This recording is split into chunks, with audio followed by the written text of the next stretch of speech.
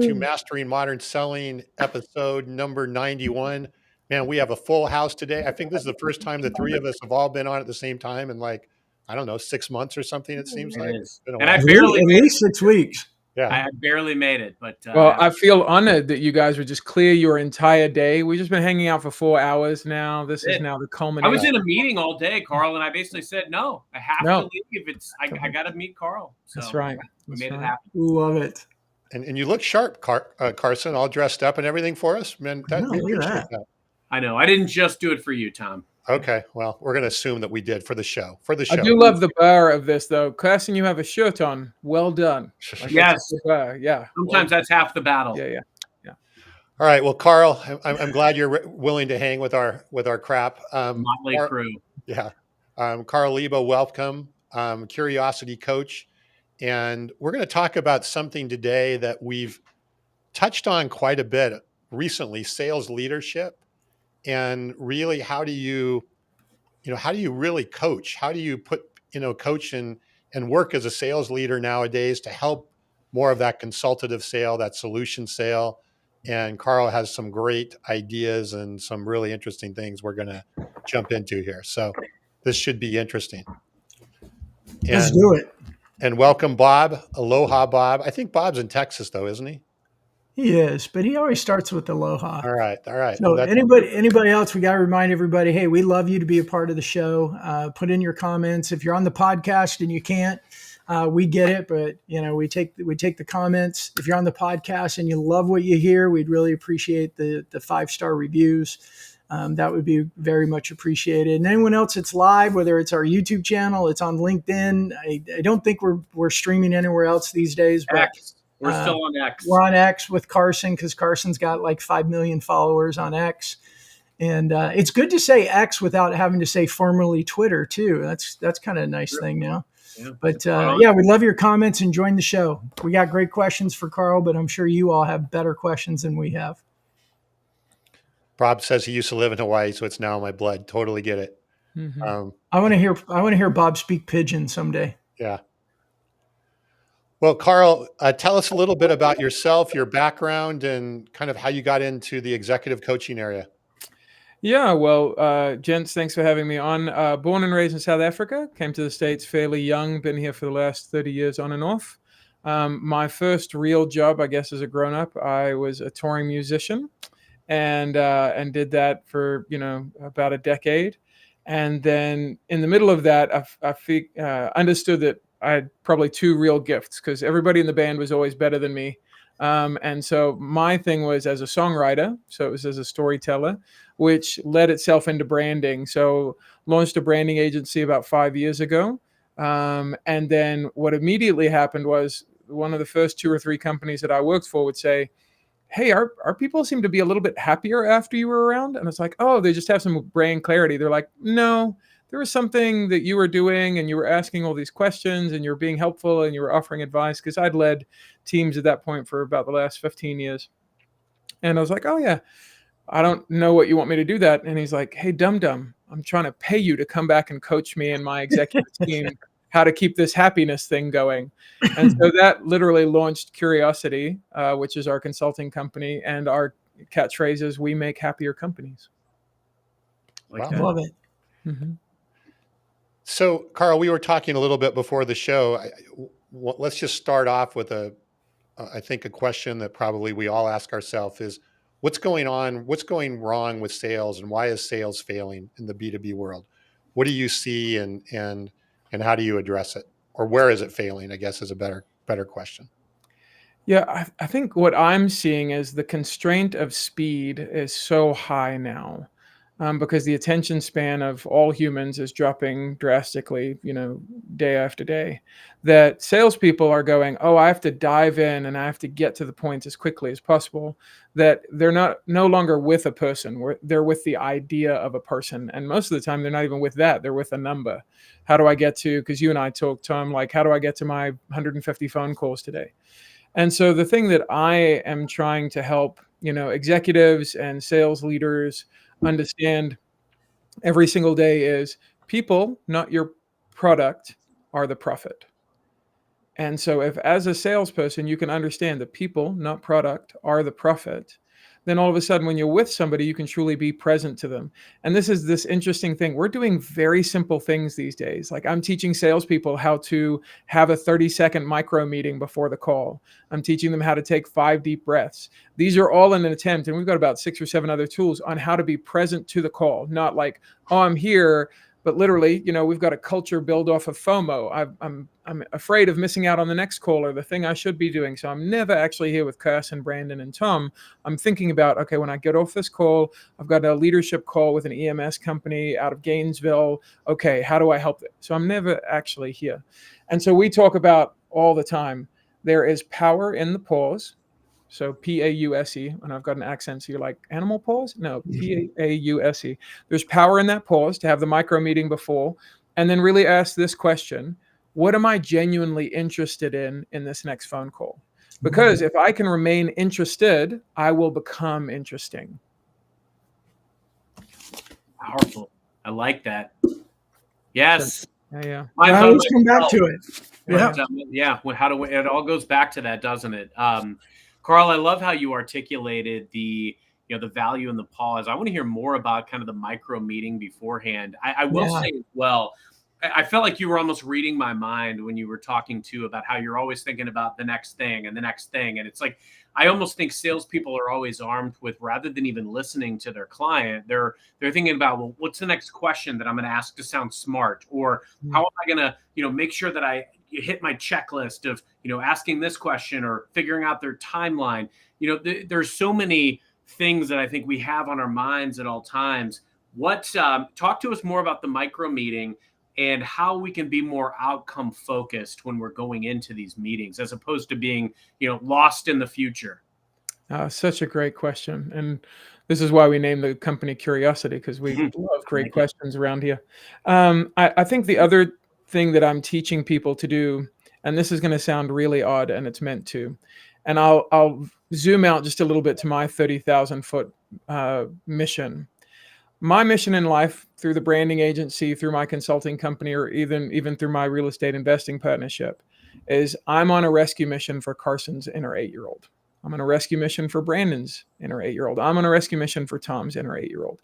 Because I look at the world, whether it's politically, economically, racially, and I'm going, hold on, most of these divides are because we've come to very simplistic answers. And it's like, oh, I know Carson. I've met you 30 seconds ago. But I've formulated in these 60,000 subconscious thoughts that are all wired around fight, flight, or freeze. Hey, is Carson threat or not? As opposed to if I can go, I wonder what Carson was like as an 8-year-old. Like, what were you really into? What were you interested in? And it's such a silly, disarming question, especially if we're honest. We're all, men of a certain age. This is not something that we've thought about recently. Like, oh, what would 8-year-old have me have been interested in this conversation? And also take that to the other extreme. What would 80-year-old me be proud of that I talked about or was present to in this conversation? So every talk that I enter into, I'm trying to remain as present as possible, because the idea there is the greatest gift I can give myself or the world is to be present right now. Yeah. That's the greatest thing I can do for myself or anybody else. So if I can be in a place where I'm not afraid, because we're all hardwired for scarcity. It doesn't matter how macho you are or how alpha you want to beat your chest. All that's garbage. Tom, Brandon, Carson, Carl are all at a biological level afraid in this conversation because we don't know what the outcome is. And like you said, I'm focused on the output or what I can get or what I can do. How can I create safety for Carl? And then if it happens to benefit Brandon, Carson, and Tom and whoever's listening, awesome. But that's not my main focus. So in the meeting before the meeting, if I can go, oh, I'm going on this podcast, I wonder what Brandon's like. Not Brandon now, but who Brandon was and who Tom was and who Carson was.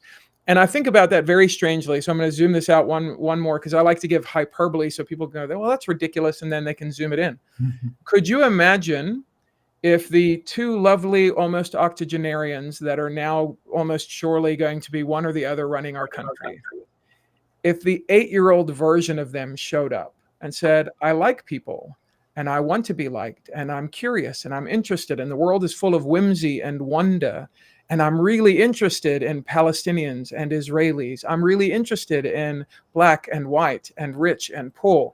Do we not think that handing that much power to an inquisitive creature more like their 8-year-old self.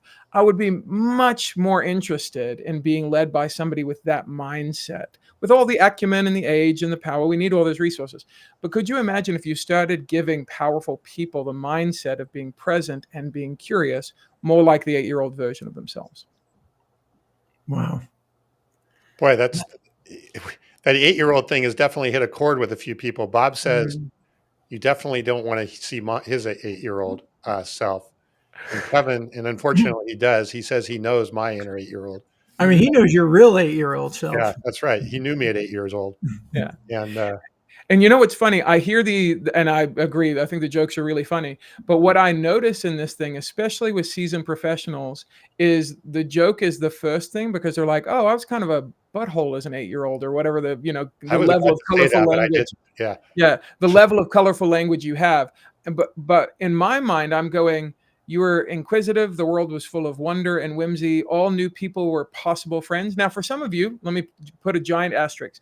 If you experienced trauma earlier than that, then go to your 5-year-old or your 4-year-old self. So for some people, they experience deep, real traumatic pain before they were 8. So I would tell you go a little further. But the general rule of thumb from all kind of psychological research is we start to experience our first world dimming experiences where the world seems scary or dangerous or ugly or terrifying after that age. So it's going to that mental state and going, I was picking out my favorite sports team. I was making my new best friends on the playground that I met that day. I was thinking about what new food I could eat or what place I could go to. Now, obviously, my context is I'm from South Africa, traveled here. So I had this dialed to 11 coming to a new country. But what I've experienced is, even if it's a kid in East Tennessee who's always lived there, I'd much rather be around that version mentally, now transplanted into a 48-year-old powerful CEO who's looking around at their executive and management and frontline workers going, I'm interested in them. I'm just flat out interested in them. They will lead better. They will be in the sales conversation better. Hey, so Carl, how do we train salespeople today to be more curious? I keep thinking about, I believe that the tone is set, the culture is set by sales leadership, and all sellers have good leaders. Some have very poor leaders. Some have great ones, but these all change over time. I think there's things that we can take from each. But as a sales leader, when I inherit somebody on my team or I hire somebody in my team and I want to make sure that I'm, empowering and enabling them to be more curious, where do I get started?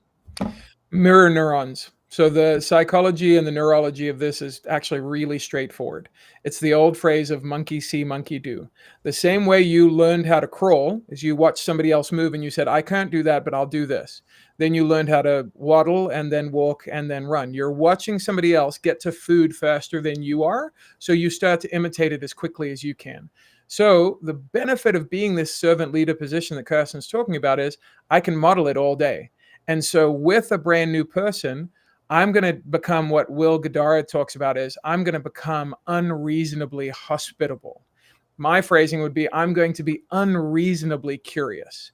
I'm going to try and figure out how do I ask a question that would mean so much to this person. They're like, I didn't know anybody cared about that. Not a, hey, tell me about your parents' divorce. You're like, we just met 30 seconds ago. We're not talking about that, right? That's a lazy sort of, well, Carl told me to do this. You weren't really curious. Now, I'll give you an example of something like that. If I were to share, hey, one of the things that shaped my sales ability is I came from, and this isn't true of my life, but it would be, an analogy. I came from a house of different parents. And so I felt like I was constantly selling mom and dad on each other and trying to make peace. And so I think it created this superpower. What in your life do you think has created this superpower where I'm so excited to have you on my team because you've been this recommended and I'm inviting you in and please feel welcome? But what in your life has formed you and do you think has given you the superpower? Now, all of a sudden, what are they going to do? They're going to open up themselves as a person and go, well, actually, I think in college, I had this weird breakup. And after that, I had to make new friends and I was in it. Now, all of a sudden, you're making this hyper emotional relational connection all based on one great question. Carl, so I can hear, I love what we're talking about. This totally makes sense. And as you're saying your examples, I'm thinking about things in my own life and how it played out, which is great. And I'm going to have to journal the heck out of this when we're done. But for what happens for a salesperson who's trained this way and they show up in a meeting with this extreme curiosity, what happens? What does that look like? And let me ask a question. Do you mean what the outcome is or what happens in the actual meeting? I think both. Because I think what you're saying, it sounds great. And I'm getting in the mind of some of our audience going, yeah, that sounds great. But reality is, I want them to see, what does reality really look like when you do this? And you actually take the time and you do your little mini meeting. You take 5 deep breaths and you're extremely curious, and you're approaching somebody thinking about what their 8-year-old self was like. How does that change the way that people show up in conversation?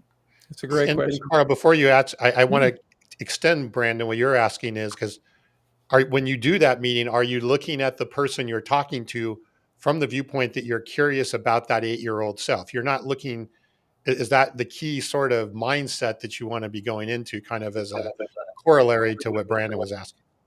That's a great setup. So I would tell you there's probably 3 parts to this. The meeting before the meeting is going, how could I get curious about the 8-year-old version of this person? Because all of a sudden then it de-escalates like, oh, Carson is the CEO of GE and I've got to sell him on my product and I'm terrified now.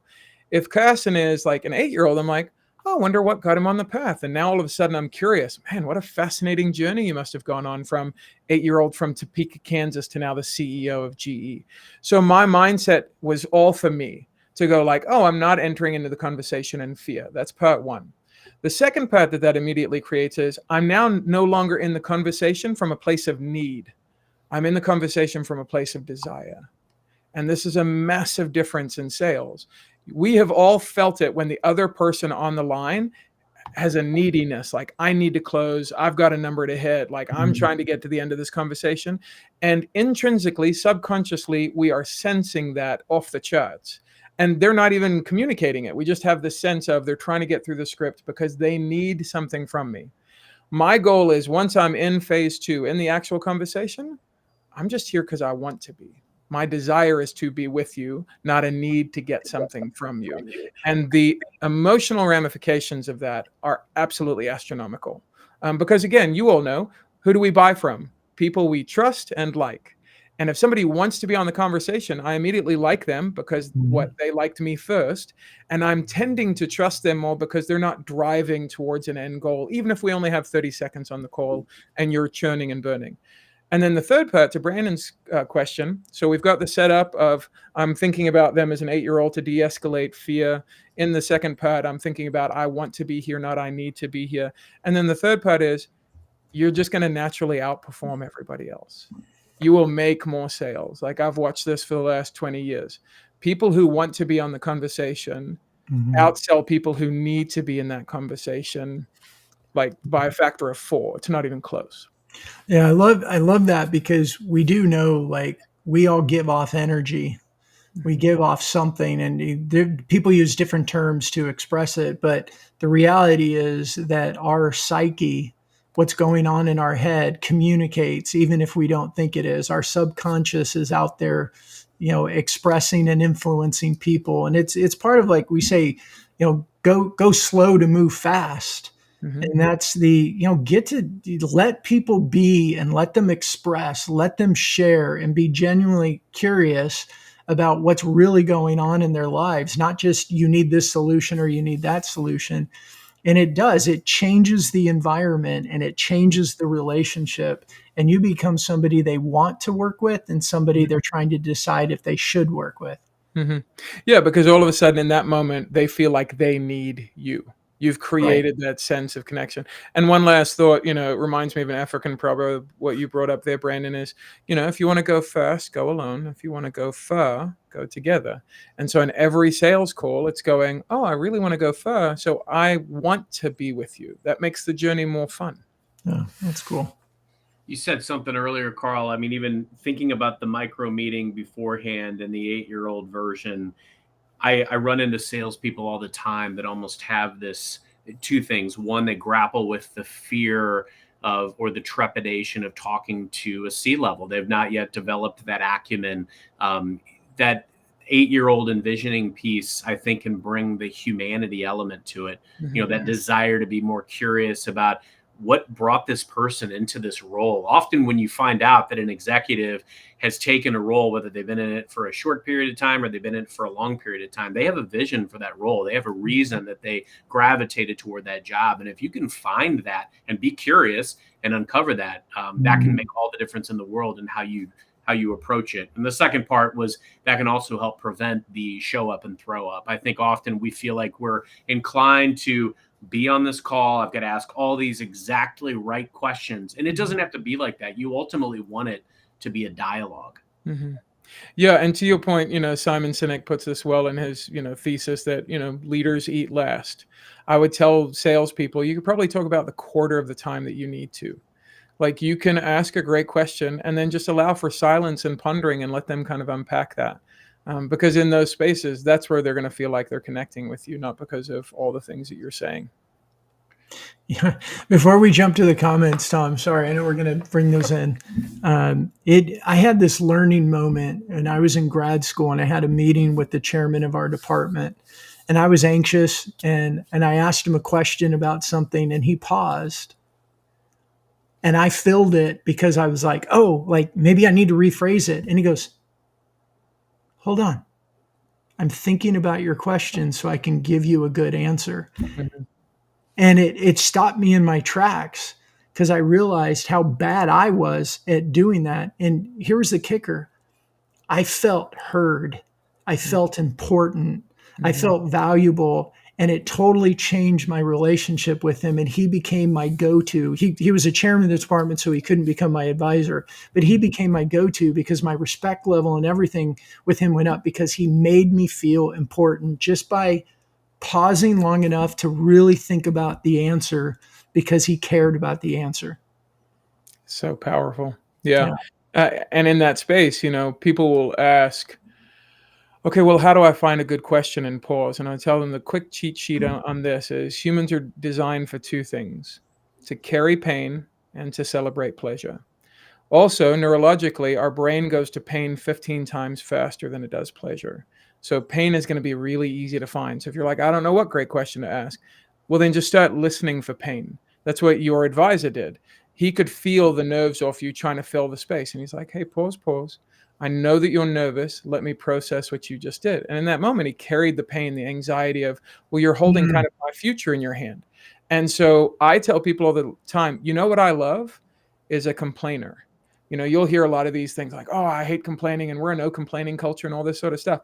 A complaint to me is a nick, or it's the side of a Band-Aid. And I'm like, oh, there's something that hurts over there.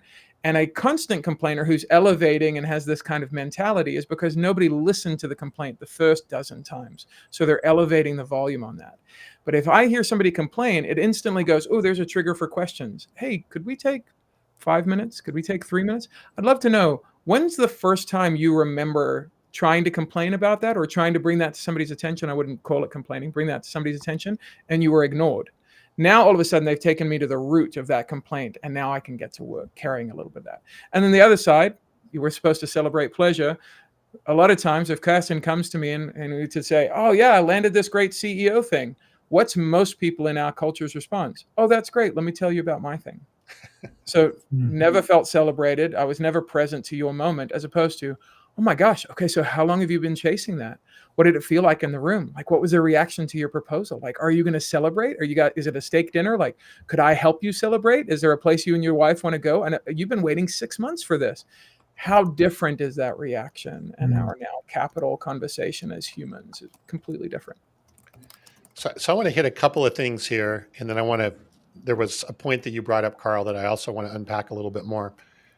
But I found this one interesting. This from a LinkedIn user, so it doesn't say who it's from.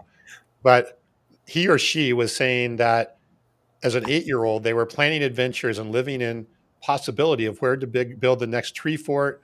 That was my core goal at 8 years old, and how far I can ride my bike and get home before the street lights come on.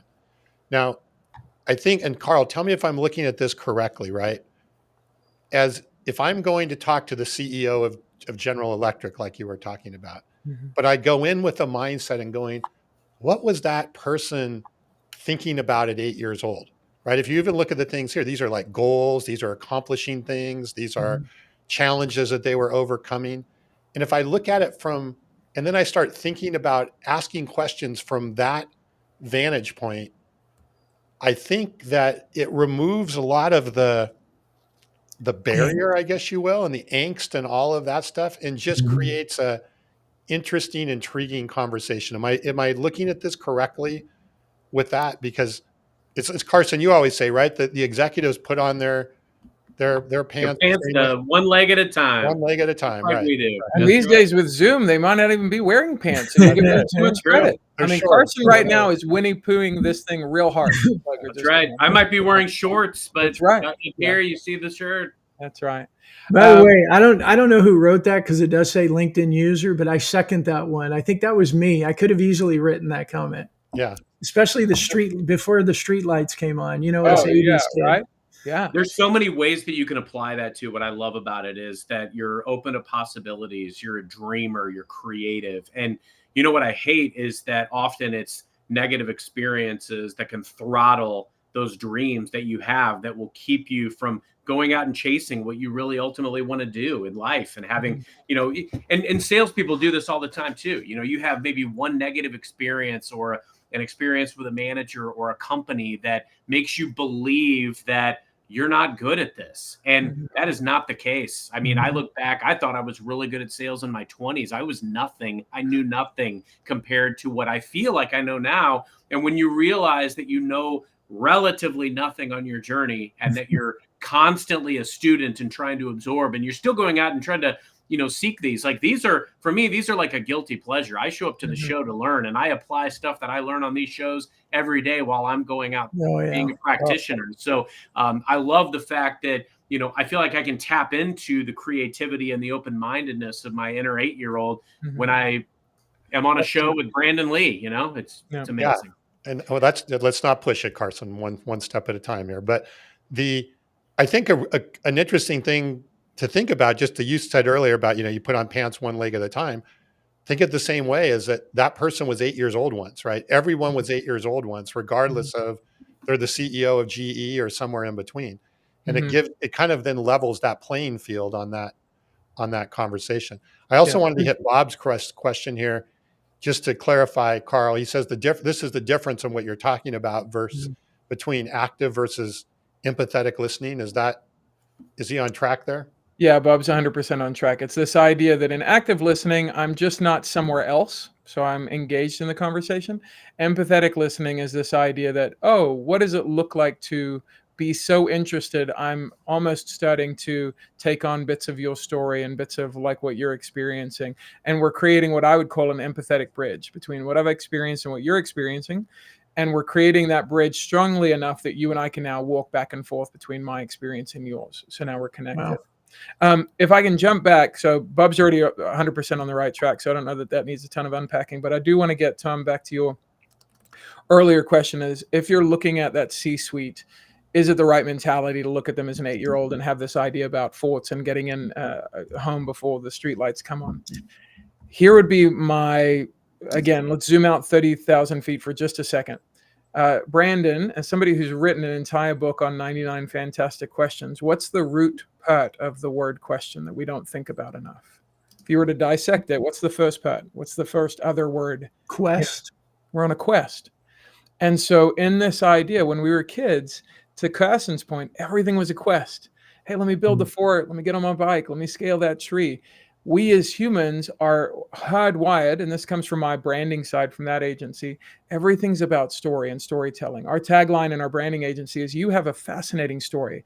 Let us help you tell it better. Everybody is this fascinating story. You're just moving too fast to get it. So let me ask a really quick question here. For Tom, Brandon, and Carson, what would be your favorite coming of age movie? So mine would probably be Sandlot. That's the one I was exposed to when I first came to the States. Stand by Me.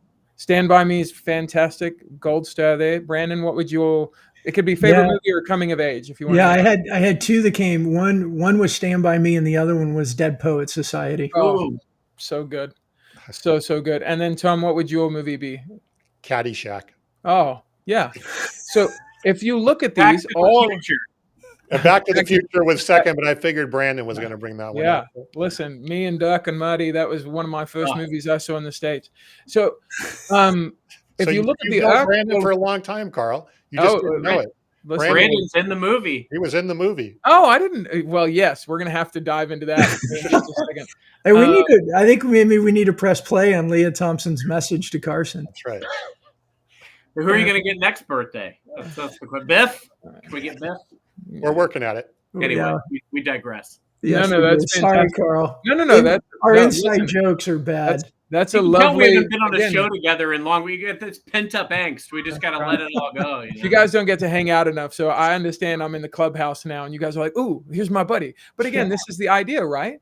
Could you imagine? So let's take what just happened there. Could you imagine the CEO, the middle management, the executive, whoever the stakeholder is that you're calling as a salesperson, going, "Oh man, we haven't connected in so long." Imagine it's like, "Oh, we haven't seen each other since the filming of Back to the Future."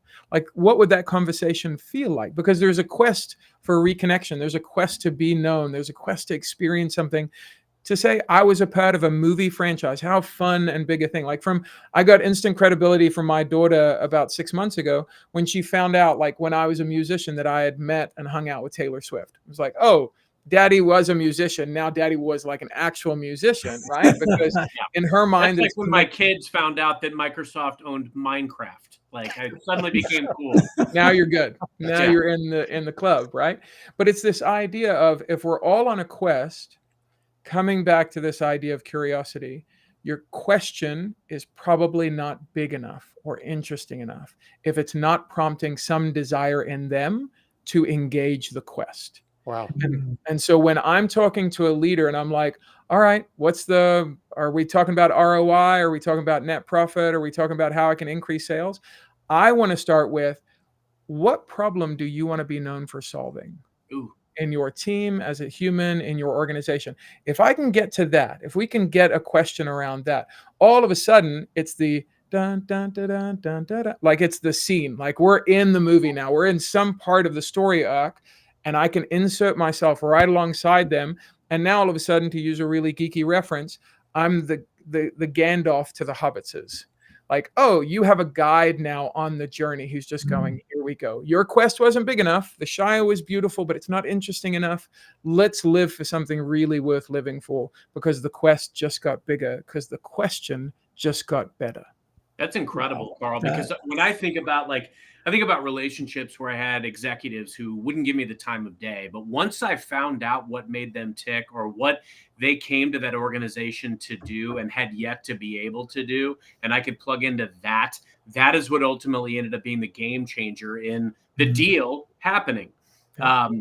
It's so important to tap into what really matters and makes tick the people that you want to earn the right to work with. And what I'd love to ask you about is, because, and for not only your business, but also for sellers and for sales leaders, we talk about modern selling on this show.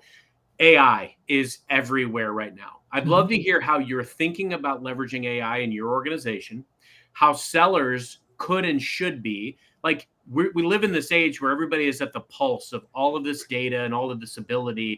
I can go out to somebody's LinkedIn and I can run an AI tool to ultimately contrive, like, how should I show up and ask questions and be more curious based on this person's LinkedIn or what they've published or whatever the case may be. How should we as sellers and sales leaders also be thinking about using AI responsibly to meaningfully connect and be more curious with our customers?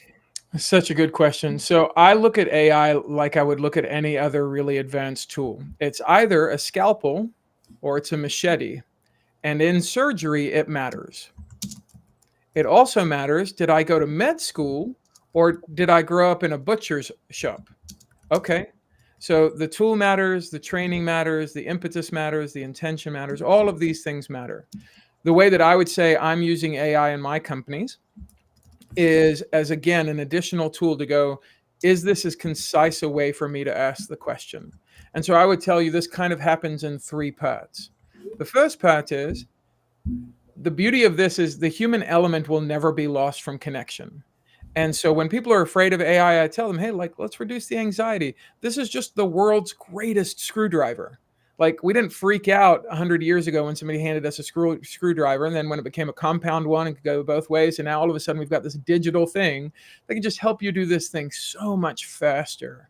than we were able to do things before. However, it still has a beginning and an end, and the tool happens in the middle. The beginning part is going, could I ask my friends, how curious am I about you? What does it feel like to be on the other side of me? If you're not curious about your most intimate relationships and your best, connections, you're faking it with other people, and they know it. So Thomas Bacon had this great quote. He said, "The saddest thing in life is to die known to everybody but yourself." Mm. Everyone else knows you're faking it. You think you're really clever, and especially let's talk about our specific demographic. We're all white men of a certain age, and the world has like said, "Hey, you know things, say things, be the first one to talk." Like this is the, but I'm saying like, hey, especially to us, to the power brokers in the world, whether we want to admit that or hold that or not, you are a power broker. And so for you to ask a better question as opposed to making a quicker statement shifts the room. It just does. And so I would ask the people I'm closest to, do you feel like I'm interested in you when I'm in the room? And if not, that's the first place I've got to go start. I'm either learning how to become a butcher or I'm going to med school, both of which are good, but I need to learn the trade of being curious, of being inquisitive, of being present, making somebody else feel interesting to me. And the second part is, as I'm working on that, and this can all happen parallel, it's not 1, 2, 3, they're all kind of running concurrent. I'm using things like AI to go, hey, I'm going to have my meeting before the meeting. I'm going to set this thing up in ChatGPT, and I'm going to go, hey, I'm meeting with this sort of exec in this organization. I feel like this would be some of the problems that they're up against. What are 3 or 4 great one-line questions that could show my interest in what they're up against? And because I've got 20 years of asking these questions, it's not fair for me to go to a salesperson and be like, hey, do this like I do. They're like, you're thinking so fast on your feet because I've got med school and residency, and I've been the head of curiosity neurology at a major hospital is my mentality. It's not fair for me to tell the intern, go be as inquisitive to the level or the degree. So use the tool, bypass all of that, and get to exactly my level in a quick prompt because you have intent. And then the third part of that is use it and then test it. Every idea is an experiment. And so if you come into the meeting, you're like, oh, that really worked. Then ask the question, have the meeting before the meeting and the meeting after the meeting to kind of go, oh, I'm going to do a little audit on myself and go, what worked, what didn't, what is only anecdotal to this conversation, or are there any things here that could start to be evergreen where I could use it in lots of different sales calls because it felt universal. They responded to it very viscerally. Oh, that was amazing. Let's do more of that. Yeah, what you were just talking about viscerally, I was thinking about, right, we've all gone through meetings or discovery calls or whatever it is, and we ask questions and we just get back rote answers. We get boring, rote, politically correct, if you want to call that, answers. But then I think this is the game. And I think, Carl, what I'm hearing you say is that whether you're a leader or a sales professional or whatever, is test this and start to see where you get those visceral responses, right? Where the needle really moves and you get that response almost like you got when we started talking about the movies, where it was like an enthusiastic response and we wanted to go off in different directions and not just answer a rote yes, no answer. I think you can, when you start to feel that, then you're on the right track, and you may not be very good at it in the beginning, but I think that's where AI can help you, is find questions that could be a bit more probing, a bit more intriguing, a bit more curious. Am I looking at this correct? 100%. And what you noticed, and I think what you highlighted there, Tom, beautifully, is the idea that it's not all professional. Oh, we talked about a movie, and then it was like, oh, we're going off the rails. It's like, no, those are the new rails. Right. So now follow the conversation in that space and remain curious. And I would tell people, you almost want to think about it, and this is where I get to cheat a little bit because this is literally my lived experiences as a foreigner in a foreign land. I was interested in the food and the culture and the language and the movies and the way we gathered and why we did those sorts of things. And so if you can go into a conversation and go, what sort of food do they like? What sort of movie moved them? What sort of music has touched their life? Like these sorts of things. Again, when you met another 8-year-old, you're like, hey man, you Braves or Marlins? Are you Georgia Bulldogs or Georgia Tech? Like, these are things like you're sussing out other people. And at that age, it's fun. A lot of times at 35, it's like, oh, now we're in a bar fight. So, you have to be careful with questions. That's funny. Let's stay out of the bar fights. That's right. They're not as fun as they used to be when we were younger. No, not at all. So what are some other techniques, Carl, that as sales leaders, sales professionals, tools and techniques on the things that you talk about related to curiosity and coaching that we can be applying? I think there's some really good stuff today we've already got that's applicable right away. So what are some other good takeaways that we could possibly apply? That's a great question. Unfortunately, we've got a very large tool bag, so I'm trying to go, okay, what's the quickest thing to hand off to you guys? I think the one that's been helping a lot lately, whether it be with sales or this is executive leadership, this is your first day on the job, or you're having a fight with your significant other, is everything is relationship. When, there's a thing in the 80s where it was like, oh, it's not personal, it's just business. I was like, you three all know that's the largest lie that anybody could be told in this world. Everything is personal. I tell people when I'm helping them with HR for both recruitment and acquisition and then retention of talent, people don't leave positions, they leave people. And I tell them, this is the hardest thing I'm going to say to you as a leader, is they're leaving. If it's not under good terms and you're not sending them on and you're not empowering them to the next great season of their life, they left the organization, which is made up of people. And we try and remove that sense of that. And so I like to lean into the pain of that before we lean into how do we make that better. So people aren't leaving a position, they're leaving you if you're leading them, unless you're sending them. There's two differences, right? If I get to send you and empower you, I found you another great job, that's a better fit, I'm so glad you got that giant raise that we couldn't afford. They didn't leave you. They went on to the next thing. They were drawn to something else. They didn't flee the thing that you're a part of. And so the thing that I've been helping salespeople and leaders recently is the 3 A's of a hard conversation. It can also be what we call the 3 A's of a profitable conversation or a good one. But again, we go to pain faster than we do pleasure. So it's easy to remember if you're like, oh, I have hard conversations all the time. What are the 3 A's of the structure? The 3 A's would be this. And let me give this quick asterisk. You can't operate the 3 A's under the influence of ego. In the same way, you're not allowed to operate heavy machinery when you're drunk or high because you'll kill somebody. If you use these 3 things under the influence of your own ego, it will hurt. Somebody will get hurt because it's manipulation, and it may not happen immediately, but eventually you will sever the relationship because you're trying to win. What I'm doing in this conversation is helping you get a win-win. This is the 3rd way. I don't have to win by you losing. You don't have to win by me. We can both win. And so the point of the 3 A's in a hard conversation is to get us on the same side of the table, looking at the same problem with a new perspective. And so here's the 3 A's. First, you want to acknowledge their difficulty. Hey, this thing's really hard you're up against. If I'm on a sales call with somebody, you're leading 150 people without a chief people officer. Now, to another salesperson, they might go, oh, I could be your fractional chief officer. I could do this, this, and this, and this is how much I'm worth and how much it'll cost you. No. I'm just in the difficulty moment. I have the emotional intelligence to go, this is hard for you, and I should carry it for a while. If you want the MBA version of this, what you need to do after that is then go, hey, what's really difficult in your world right now that you wish somebody understood or that you wish I understood? Oh, you're cooking with some high level gas at that point. So that's first one, acknowledge their difficulty. Second thing is affirm their effort. You can do this with people you're leading. You can do this with your manager. You can do this with somebody you're hoping to, do business with. I'm going, hey, the thing I love in your culture is I see you doing this all the time. You notice I'm not praising output. I'm affirming effort. Massive difference. The psychological research on this recently has shown a lot of people may have problems with participation trophy culture, but the research is now actually pretty clear. When you told Timmy, hey, bud, I'm so proud of you because you made the team, or hey, Timmy, I love the 10 hours you put in on the field this week, whether or not you make the team or get cut, second Timmy will perform better over the next 40 years than first Timmy did. So the psychology of affirming effort over praising output is really, really strong. So that's the first 2 EQ bits. And then the last bit is you want to ask what's their win. And the way you amplify this is if it can come with a number and a deadline. Hey, in your world, in the next 60, 90 days, if I waved a magic wand, what's the one thing that gets better? And if it could have a number, that would be amazing. And then just be quiet. Now, all of a sudden in that call, in the first 2 parts, you've handled all EQ, emotional intelligence. The last question, ask them what's the win, is all data, IQ driven. And again, you've created this empathetic bridge between you and them that they go, you are hyper interested. You asked 3 really great questions. I can't tell you the last time my spouse or best friend has been that interested in what I'm carrying.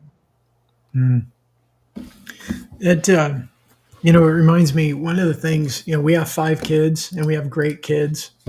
And one thing I learned early on, and I'm so grateful for it, was the difference of saying, I'm proud of you versus I'm proud to be your dad. And when I tell them all these years, hey, I'm really proud to be your dad, it's really affirming them. When you say I'm proud of you, it means your behavior made me happy. And it was a huge difference. And I learned that. We incorporated that for years. And now I hear my kids feeding it back to me, and I see it in their lives. I love the way that you explain that, because I know it in my personal life, but you're helping me see how I could do things like that with the word choice in my professional life as well. It's so good. Thank you. I mean, I hadn't heard that switch to phrase. I've got an 8 and 10-year-old. I will be using that tonight. I love, because I've always struggled with this idea. My spiritual context is as a believer. And I'm like, oh, well, if pride is one of the 7 deadly sins, how am I supposed to run around telling people I'm proud of them? That feels like I'm against, what I should be doing. So I love the idea of like, I'm just so excited, or I'm proud to be your dad. I'm enjoying the experience of you. Like that's often a phrase we use around here, is like the business of heaven is enjoying us and we're missing out on all that fun. And so like this idea of you as a dad just going, I'm just enjoying getting the position I lucked into having, and I'm grateful to be here. And to your point, it translates so quickly into business. Like it's just a joy to be on the podcast with you guys, regardless of the outcome. This has been really fun. End of story. So let me ask another question related to, and this ties back to another good question by Bob. Bob brings his game every week. Do you notice that on the show? We need him as a guest. I I would love know, that. right? We always say it and then we don't. Well, Nor's listening. Nor, you want to reach out and get Bob. Reach out to Bob. Hey, Bob, we're just going to sub out now. I'm just going to click out. You jump in. It's been great. Thanks, Carl. We appreciate it. Yeah. It's been good. But I want to touch on this because he's saying on storytelling, tell a story and shut up. The customer will fill the silence with the story of their own. Can you use, because sometimes it's hard, right, to just come in and start asking questions. Mm-hmm. But can you tell a story, and maybe is this a more advanced version of what you're talking about, but not just use questions and curiosity, but use storytelling that then leads to a question or results in the same outcome as if you just directly ask the question. Does that make sense? It does. It does. Bob is highlighting something that I see a lot of people make the mistake of. So thank you again, Bob. In that they'll hear a story and then want to immediately share one of their own. So what Bob's giving here is the opposite, which I think is really clever. If you're having the meeting before the meeting and you're thinking about this person and you're like, hey, I went through your LinkedIn profile and I noticed you went to Northwestern. Oh, my best friend went there in 1980 and they had this experience. I was just curious, what drew you to Northwestern? I've immediately given a story, and then to Bob's words, I've shut up and now offered them the floor, and then they can take it wherever they want to. And this idea, by the way, is there's power in the pause, right? Like we said earlier. And it's this idea, another quote that I love is, silence is the first language of God, and everything since has been a poor translation. You have a book of these quotes? No, Carl. Carl, your one-liners. Yeah, like, amazing. We're just sitting here going, yeah. I know, they just flow. My brothers and friends all joke that I talk in bumper stickers, so I'm like a walking, talking fortune cookie. But it's this idea, right, of the silence thing is there's just not enough of it. And so you remember in the, about 10 years ago when the cell phones were coming into the movie theaters, what would it say? Like, silence your cell phones, because silence is golden. And so I would tell you as a salesperson, the money, the profit, if you're like, hey, Carl, I appreciate all the warm fuzzy. I'm telling you, the way to 4X what you've done previously is to 4X multiply the amount of silence. Because again, as a musician, I got to hang out with some of the best musicians on the planet. And the greatest guitarists on the planet all talk about the same one thing. It's this elusive thing that everybody from Eric Clapton to John Mayer or whoever makes it onto your Mount Rushmore of guitarists all talk about the same one thing, the space between the notes. They all talk about, we could play 1,000 notes. There's always going to be a guy who's just a little bit faster. But the reason Clapton is considered one of the greatest guitarists of all time and also has the nickname Slow Hand is because of the space between the notes. It's the silence, it's the rest, it's the anticipation. And this is what Bob is talking about is share the story, create the note, and then just let it ring, and then let somebody else now start to join in the duet, the conversation, and writing this thing with you. I want that clip is going to be going viral tomorrow. Yeah, that's a good. We'll have to make sure Nora gets that one clipped out. Frankie Valli told us that silence was golden before the movie theaters too. Well, thank you for. I didn't know who said it first. Before the time of a lot of the folks on our audience, so I'm glad you said the movie theater. Yeah. Hey, last question here, or we'll start to wrap up here. Carl, is related to that. You had mentioned, I think earlier, you said something about salespeople should talk 25% like of what they really do. Or you what was the quote or the comment you said back a few? Kind of the same math, right? They should increase silence by a factor of 4, and they should decrease the amount they're talking by a factor of 4. So if I were to say, oh, I've been talking 10 minutes on my call, because a lot of salespeople are hyper data driven, I'd be like, oh, I want to reduce that talk time to 2.5 minutes. And I want to create 7.5 minutes of like primed silence that if I just sat there, they wouldn't say anything. But because I've asked a question, my hope is that they will engage. By the way, number one thing to tell your salespeople, if the answer is yes or no, it is not yet a good or great question. Yep. That doesn't move the needle, as we were talking about earlier. 100%. So does that scare the crap out of people, or it's in salespeople? And Carson, I'm interested in your take on this. Is that like, oh my God, that's a scary proposition to have the potential of dead air or something like that, and that I'm not. I think there's, I mean, it's funny. I can say this because I spent the better part of today with a client, and this is actually a client that when I was an account rep years ago, I had this customer, and now someone on my team does, and they flew in and we sat with them and we rekindled dialogue. And so it's funny, Carl, you made a couple comments that really resonated because we related to each other very well because I had worked with them very closely years ago. We knew one another. So there was, we wove in and out of projects, like where things were priorities, things that had changed over the years, personal relationships, things of that stature. And I'm even thinking now, like how I almost took for granted how easy the flow was. But no matter how long we've been doing this as salespeople, there is always this inclination, sometimes just below the surface, to talk. And you have to almost like bite your tongue sometimes to just let the, as Bob called it in the chat, the gold mine flow. Because the less you talk, the more potential information you can get. And I mean, I got my notebook over here. I took pages and pages of notes today in these meetings because we've learned that discipline. I've learned that discipline, but it takes time. And I think a lot of times we feel that inclination to speak instead of listen because we want to sound smart. We want the client to view us as adding value. So we feel compelled to say something that they'll latch onto to see that it's valuable. But that is not the right method of that mentality. Your heart's in the right place. To the point that Carl has illustrated so eloquently throughout our conversation today, the more that you're curious, the more you can unearth what matters to that person, what is a win to them. That's ultimately what's going to gravitate toward. It's you being able to tell a story that matches your client's story is not going to be what gets you the second date. What's going to get you the second date and beyond, and ultimately the standout relationship that leads to a deal, is by honing in on what matters to them. How do they want to leave their mark? And then being a part of making that happen.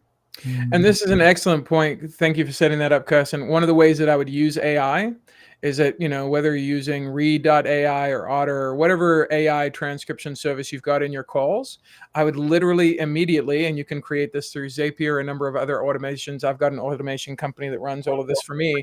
At the end of the call, it automatically goes into like a ChatGPT, and then the prompt's already created where it goes, what's the most important person to this thing from that call based on the transcript? And then from that, it auto loads into a Google Drive and it timestamps it. So the next time I have a meeting, I can literally have a 30-second meeting before the meeting that I didn't have to write it down, remember it, where did I put it? All of a sudden I'm going, oh, he was talking about his daughter's soccer is happening this weekend at this thing. And Jimmy Carter used to do this. He literally had a guy on staff who would walk the room before he came in the room and would come back and be like, hey, this is who you met the last time. So Jimmy would be like, hey, how's Stephanie, your second daughter, doing at grad school? And people are always amazed. It's because Jimmy had a guy in the room. So salespeople now really have very little to no excuse to not be more personable. And one of the best people talking about this sort of stuff, not tactically, but strategically, is Will Guidara in his book, Unreasonable Hospitality. If you've got a salesperson who hasn't read that, I would tell you that that'd be the first thing that I would go out and read. Or, sorry, Will, go put it into ChatGPT and be like, hey, what are the 10 takeaways? And I'll go listen to it later. Michael Scott did that on The Office as well. That's how when he got fired, he stole all that business from Dunder Mifflin because he had cards on every one of the clients. He knew them inside and out. He knew them personally. And as funny as the episode was, the fundamental is true. So if you know true. your clients, people, and what makes them tick and what matters to them, and you can help facilitate them getting a win, you matter. Yep. So. It just always comes back to this. That's why it's always on my desk. Just a good reminder. I've recommended that book to so many people over the years. Yeah. Okay, I want to hit one more point here, and then Brandon, I'll jump over to you to kind of wrap up. That's what I was going to point to. Well, see, I knew that. Go ahead, Brandon. No, I mean, I just thought it was such a great point, Kathy, that, and it's so true when we're in fear. And I think whether we're selling, we're working with the prospective client, the fear is, oh, it's not going to work, or how do I get it to work? And it just takes us out of everything, Carl, you've been saying. It takes us out of the right mindset. We're no longer curious. We're trying to figure out a way in, and it just changes the culture of that conversation that we're in. And we're not thinking win-win. We're thinking, how do I win? And I think so much of the sales culture, the business culture, was so much pressure to 30-day goals and how many meetings you got to get, how many closes you got to get. Just so many people are living from a place of fear and stress that they don't have the ability. I mean, you even just say like the meeting before the meeting, I could hear people going, I don't have time for that. Or you just take 5 breaths beforehand. I don't have time for that. Because, look at my notes from last meeting before I get there. I don't have time for that. Schedule a 25-minute meeting instead of a 30. I mean, there's so many things that people are doing in this virtual world and hybrid world to facilitate that. Having a meeting in 5 minutes early so you can grab your coffee and take 5 breaths. And have your pre-meeting. That's meaningful. 100%. And looking at the outcome of that too is going, Harvard recently did a study on like 1,000 hyper successful CEOs, and they found the top 300 were all doing the same 3 things. And the 3 things that they were doing, unbeknownst to each other, was a brain dump, a prioritized session, and time blocking. And so what I would tell every salesperson, I would start with this weekly, then I would move it to daily, then I would move it to a 9, 1, and a 5. And what you're doing in that thing is you're brain dumping all of the anxiety. Hey, here's all the things that are running through my brain if I just let it go in any sort of silence. I'm going to prioritize the top 4 or 5 of those things. And then I'm going to time block each one of those 4 or 5 things now during the course of my day. The idea now is you are now telling your day what's happening as opposed to reacting to it. And most fear, our saying in our company is, ambiguity creates anxiety and clarity creates connection. And when you're telling me afraid, I instantly go, oh, something's unclear. So for you going into the sales call, it might be like, oh, if I don't get this call, I don't know if I'm going to hit my numbers and get my commission. It feels unclear. And I would tell you, okay, well, let's go to the second part of the exercise then. Will that fear matter in the rule of 5s? Will it matter in 5 years? Probably not. Will it matter in 5 quarters? Probably not. Will it matter in 5 months or 5 hours? Probably not. Will it matter in 5 minutes? Okay, I will give it the energy of 5 minutes and reorg my mindset around this, but I will not give it 5-year or 5-decade energy because that's reserved for my wife and kids. I'm not giving that to work. And that's where we're in this space of we're giving the wrong energy to the wrong things. Well, and it ends up being a kind of a dwindling spiral, right? You keep putting more fear into it. You don't do the prep like you just talked about because you're worried, and it just keeps going down the wrong way if you start the other way. And then you also get to the point where you start catastrophizing, and then you're just negatively prophesizing into your own life. Yeah. Well, hey, Carl, if you come back, I'd like you to bring a little more value next time if you could. I'll try. I'm sorry. I know. Yeah. I want the bumper stickers. Yeah. Yeah, the book's coming at the end of the year. So there we go. Okay. Oh, hey, now Bob's really talking my language. He's like, in celebration, I'm going to go have a braai for dinner, which if you don't know, South Africa, our word. So Bob is, look, he's showing interest in me. Bob is instantly Yeah, that was interesting to look at me. that. Look at the reaction he got out of that. It was perfect. Doing it. So it's a Perfect. South African barbecue is what we call a braai. Okay. Brandon, Carson, any final thoughts, questions before we wrap here? And No, Carl, Carl, that was Carl, great. This is going to be another one that as soon as it gets published to our own podcast, I'll probably listen to it 3 or 4 times this week. That was really deep, very practical too, and you've got me challenging on some areas that I was like, oh, I got to do that better. So, Carl, thank you so much. Oh, you're so welcome. Couldn't agree more. The major takeaway for me was if you do the extra legwork to be curious about your client and even be curious about yourself and your own motivations, and to really understand how you can better attune to the needs of your customers, the pain that they're having, or the brand and legacy that they want to create. Those are the types of things that are going to really propel you to where you claim to want to go. And it's important to make space for that and make room for that. And the more curious, the more genuinely and authentically curious you are, the better. Mm-hmm. And Carl, you said some too, like on the silence part. If you 4x your silence, I think you said you actually 4x your success. Mm-hmm. Right? It's I know it's very counterintuitive for us, but so often going slow makes us move faster. But we don't slow down enough just to trust the process. Like we want control so bad that we won't trust the data or trust the process. It just says, be curious, be other oriented, listen more, talk less, and you actually win more. So true. And this is kind of my life's mission now. Like I said before, I'm on a rescue mission for everybody's inner 8-year-old. So when I get to do that with C-suite and executives, it's amazing. When I get to do it one-on-one with a founder or just with, the human at the grocery store, it's all the same thing.